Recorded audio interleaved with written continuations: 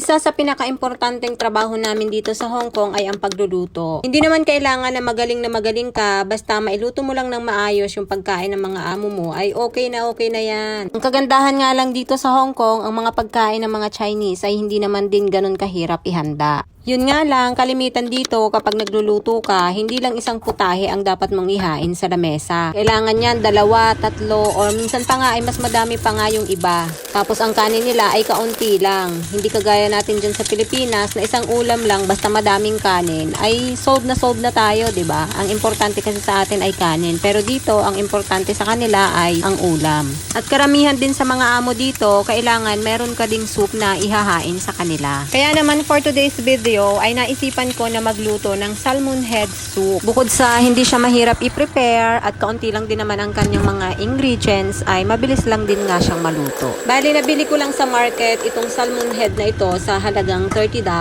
Pagkatapos kong malinisan ang salmon head, ay inihanda ko naman itong aking mga gagamitin. Ang luya, kamatis, at saka binalatan ko na rin yung patatas at ginayat-gayat ko na rin. At pagkatapos noon ay nagpainit na ako ng kawali at prinay ko lang ng kaunti itong mga isda para medyo maalis yung kanyang pagkalansa.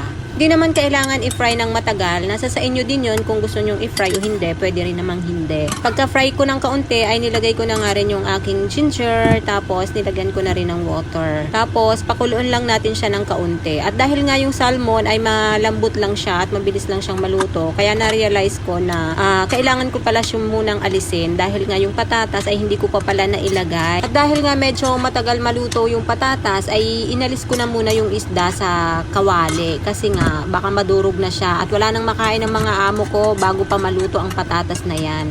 Kaya hinango ko muna siya, saka ko nilagay yung kamatis at saka yung patatas. Kaluto ng patatas ay ibinalik ko na nga din yung isda sa kawali at pinagsama-sama ko na nga sila. Tapos pakuluan lang natin ng kaunti hanggang sa maluto ng maayos yung isda dahil pagkaalis ko nga kanina ay hindi pa siya ganun kaluto. So kailangan nating lutuin ng maigi at baka naman pag-serve natin sa mga amo natin ay medyo hilaw pa naman yung isda, 'di ba? Kaya pakuluan lang natin ng maayos. At pagkatapos noon ay timplahan na rin natin ng asin, ng pepper. Depende sa inyo kung ano yung ilalagay nyo. Pwede naman walang pepper. Pero ako, naglalagay kasi ako ng black pepper. At pagkatapos ng ilang minuto ay naluto na nga. Lagay ko na siya sa isang lagayan at ready na para sa dinner ng aking mga amo. O diba, ilang minuto lang may soup ka na. Napakadali lang niyang i-prepare. Thank you for watching!